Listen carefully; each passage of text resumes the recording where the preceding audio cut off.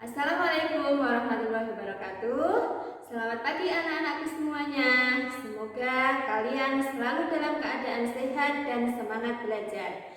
Nah, dalam minggu ini kalian akan mempelajari matematika pembelajaran ketiga dan keempat. Pada kesempatan ini, Bu Arina akan sedikit menjelaskan modul tentang pembelajaran ketiga. Nah, pembelajaran ketiga ini nanti berisi tentang sifat-sifat bilangan berpangkat. Di minggu kemarin, kalian sudah sedikit mempelajari sifat-sifat bilangan berpangkat. Ada sifat perkalian bilangan berpangkat, kemudian pada saat ini kalian akan mempelajari sifat pembagian bilangan berpangkat. Nah, coba kalian perhatikan rangkuman materi yang ada di modul. Di modul itu sudah tertulis sifat pembagian bilangan berpangkat apabila ada A pangkat N dibagi dengan A pangkat N itu sama dengan A pangkat N dikurangi N. Contohnya 7 pangkat 5 dibagi 7 pangkat 2 sama dengan 7 pangkat di sini 5 dikurangi 2. Nah, 5 dikurangi 2 itu sama dengan 3. Berarti hasil dari 7 pangkat 5 dibagi 7 pangkat 2 itu sama dengan 7 pangkat 3. Contoh selanjutnya yang nomor 2. 6 pangkat 4 dibagi 6 pangkat negatif 3. Bisa disederhanakan menjadi 6 pangkat 4 dikurangi negatif 3. Nah, 4 dikurangi negatif 3 itu kan sama artinya dengan 4 ditambah 3. Berarti menghasilkan 7. Sama dengan 6 pangkat 7. Terus contoh yang ketiga. Jika ada A pangkat negatif 2 dibagi dengan A pangkat negatif 5. Bisa disederhanakan menjadi A pangkat negatif 2 dikurangi negatif 5. Nah, negatif 2 dikurangi negatif 5 itu sama artinya dengan negatif 2 ditambah 5. Sama dengan hasil akhirnya adalah A pangkat 3. Nah, jika sifat pembagian bilangan berpangkat itu diaplikasikan pada operasi perhitungan, misalkan 5 ditambah 2 pangkat 6 dibagi 2 pangkat 3 itu sama dengan 5 ini kan tidak ada bilangan berpangkatnya, berarti kita tulis lagi 5 ditambah 2 pangkat 6 dikurangi 3. Nah, kita cari dulu 6 dikurangi 3 itu hasilnya berapa? 3, berarti sama dengan 5 ditambah 2 pangkat 3.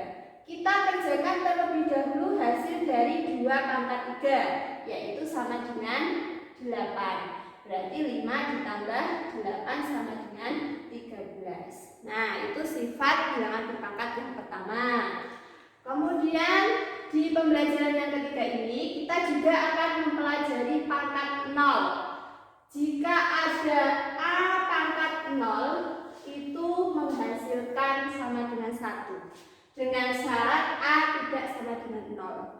Jadi bisa dikatakan bilangan berapapun dipangkatkan 0 itu hasilnya sama dengan 1. Contohnya 4 pangkat 0 itu sama dengan 1.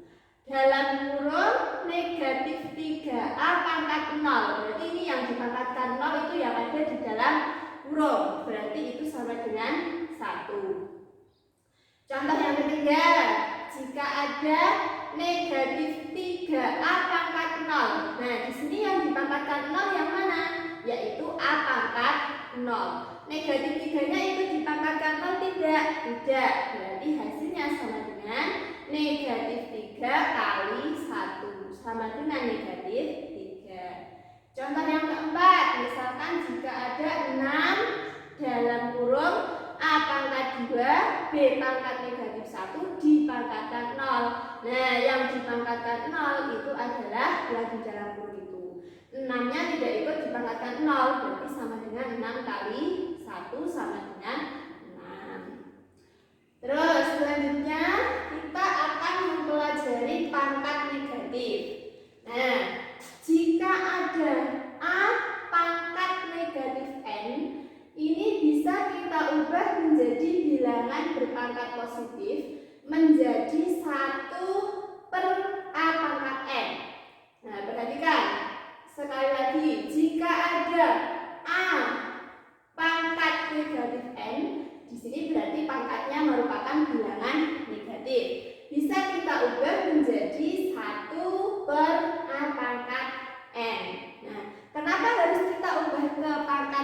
bilangan positif? Karena jika menggunakan pangkat bilangan negatif itu kita tidak bisa menyelesaikan, tidak bisa menghitungnya. Nah, contohnya nomor 1, 2 pangkat negatif 3. Pangkatnya merupakan bilangan negatif. Kita ubah dulu menjadi 1/2 pangkat 3. Nah, 2 pangkat 3 itu berapa? 2 kali 2 kali 2 sama dengan 8. Berarti ini sama dengan 1/8. Contoh yang kedua, negatif 4 pangkat 6 dibagi negatif 4 pangkat 8. Kalian ingat lagi sifat pembagian bilangan berpangkat. Pangkatnya dikurangi. Berarti negatif 4 pangkat 6 dikurangi 8. 6 dikurangi 8 itu sama dengan berapa? Negatif 2. Sama dengan negatif 4 pangkat negatif 2. Nah, karena di sini merupakan pangkat bilangan negatif, berarti harus kita ubah dulu ke pangkat bilangan positif menjadi 1/-4 pangkat 2. Negatif 4 pangkat 2 itu sama dengan negatif 4 kali negatif 4. Berarti hasil akhirnya adalah 1/16. Nah, sekian untuk pembelajaran ketiga. Kita lanjutkan ke pembelajaran yang keempat. Anak-anak, sekarang kita akan mempelajari modul pembelajaran keempat. Di pembelajaran keempat ini, kalian akan mulai belajar dalam bentuk akar. Nah, bentuk akar itu sebenarnya sudah kalian kenal sejak dulu SD sudah, SMP kelas 7 kita juga sudah mempelajari. Nah, kita akan lebih memperdalam lagi operasi bentuk akar. Nah, di bentuk akar itu kita akan mempelajari beberapa sifat. Sifat yang pertama itu jika ada akar dari AB itu bisa kita jabarkan menjadi akar dari A kali B sama dengan akar A kali akar B. Nah, sifat ini nanti berlaku dalam penyederhanaan bentuk akar. Misalkan jika ada akar 32. Kalian sudah tahu belum akar 32 itu berapa? Bukan merupakan bilangan kuadrat ya, 32 itu. Kalau misalkan 25 itu kan bilangan kuadrat. Jadi kalian bisa langsung mencari akar 25. Nah, sekarang akar 32 itu tidak bisa langsung kita cari karena ini bukan merupakan bilangan kuadrat. Nah, makanya kita menggunakan sifat penyederhanaan bentuk akar. Yang di dalam bentuk akar itu bilangannya berapa? 32. Nah, coba kita cari coret-coretan dulu. 32 itu merupakan perkalian dari berapa saja? Bisa kita cari dari 1 kali 32, 2 kali 16, 4 kali 8. Nah, ini semuanya merupakan hasil pemfaktoran dari 32. Nah, dari hasil perkalian ini coba kalian cari yang memuat bilangan kuadrat terbesar. Bilangan kuadrat itu berarti 1, 4, 9, 16, 25, 36 dan seterusnya. Nah, dari perkalian-perkalian ini mana yang memuat bilangan kuadrat? Yaitu ada 16 dan 4. Nah, mana yang memuat bilangan kuadrat terbesar? Yaitu 2 kali 16. Maka akar 32 di sini kita jabarkan menjadi akar 16 kali 2. Bisa dipecah menjadi akar 16 kali akar 2. Akar 16 sendiri berapa? 4. Berarti hasil akhirnya adalah 4 akar 2. Contoh yang kedua, misalkan ada akar 75. Nah, kita cari di coret-coretan dulu. 75 itu kalau dicari pemfaktorannya berapa saja? 1 kali 75, 3 kali 25, 5 kali 15. Nah, dari ketiga pemfaktoran ini mana yang memuat bilangan kuadrat? Yaitu 3 kali 25. Maka akar 75 di sini dijabarkan menjadi 25 kali 3. Dijabarkan lagi menjadi akar 25 kali akar 3. Akar 25 berapa?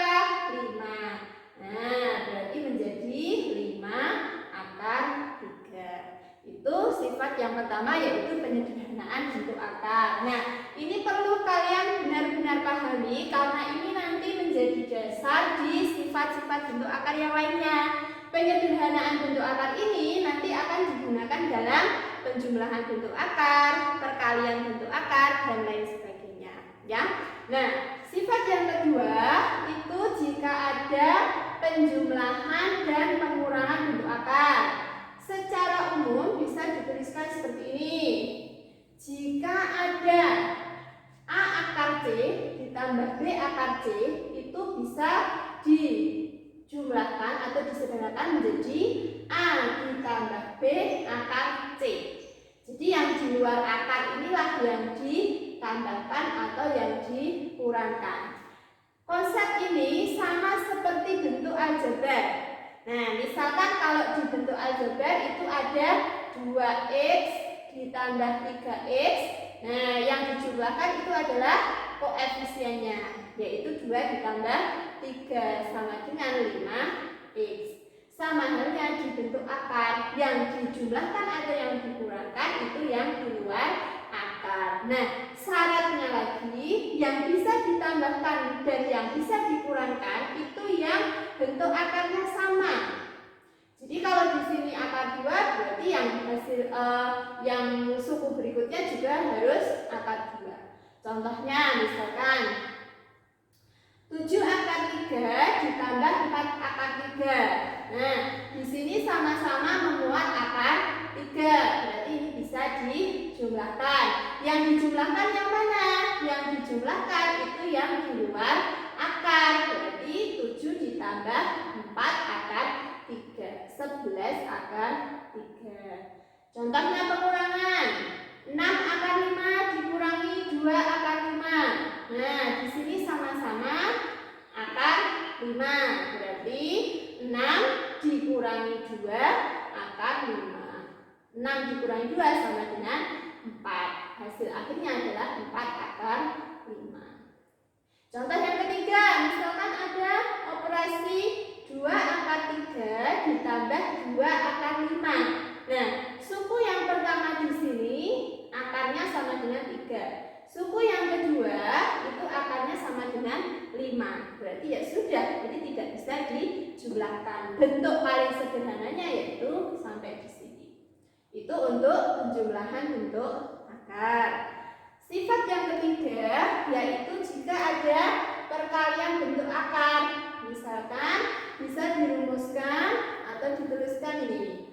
A akar P kali B akar Q itu sama dengan A kali B akar P kali Q. Nah, secara simpelnya bisa dikatakan yang di luar akar dikalikan dengan yang di luar akar, yang di dalam akar dikalikan dengan yang di dalam akar. Jadi A kali B dikalikan sendiri akar P kali Q. Contohnya akar 2 kali akar 12. Nah, ini bilangan yang di dalam akar itu tidak tertulis, berarti di sini sama dengan 1. Berarti hanya perkalian yang di dalam akar, yaitu akar 2 kali 12. 2 kali 12 sama dengan berapa? 24. Berarti ini sama dengan akar 24. Nah, di sini ini apakah sudah bentuk paling sederhana? Belum. Kita menggunakan sifat yang pertama tadi, yaitu menggunakan penyederhanaan bentuk akar. 24-nya kita ubah dulu. Cari di sini mana yang memuat bilangan kuadrat terbesar, yaitu 4 akar 6. Berarti akar 24 kita jabarkan menjadi akar 4 kali 6. Akar 4 itu sama dengan 2 akar 6. Nah, ini baru bentuk paling sederhana. Jadi kalau misalkan sampai di sini itu masih kamu lanjutkan lagi, dikerjakan lagi, ya. Nah, yang kedua. 4 akar 2 kali 3 akar 10. Nah, ini seperti sifat tadi. Yang di luar akar dikalikan dengan yang di luar akar. Berarti 4 kali 3. Yang di dalam akar dikalikan dengan yang di dalam akar. Jangan lupa tanda akarnya. Akar 2 kali 10. Kita operasikan satu-satu. 4 kali 3 sama dengan berapa? 12. 2 kali 10 sama dengan berapa? 20. Nah, 12 akar 20 ini bisa disederhanakan lagi. 20-nya kita jabarkan menjadi akar 4 kali 5. Nah, akar 4 kali 5 itu sama dengan 2 akar 5. Di sini kita operasikan lagi yang di luar akar, yaitu 12 kali 2. 24 akar 5. Nah, sekian untuk penjelasan modul pembelajaran yang keempat. Semoga apa yang Bu Arina sedikit jelaskan ini bisa bermanfaat untuk kalian dan kalian bisa memahami dengan lebih jelas. Jika ada yang perlu ditanyakan, silakan boleh menghubungi Bu Arina. Terima kasih. Wassalamualaikum warahmatullahi wabarakatuh.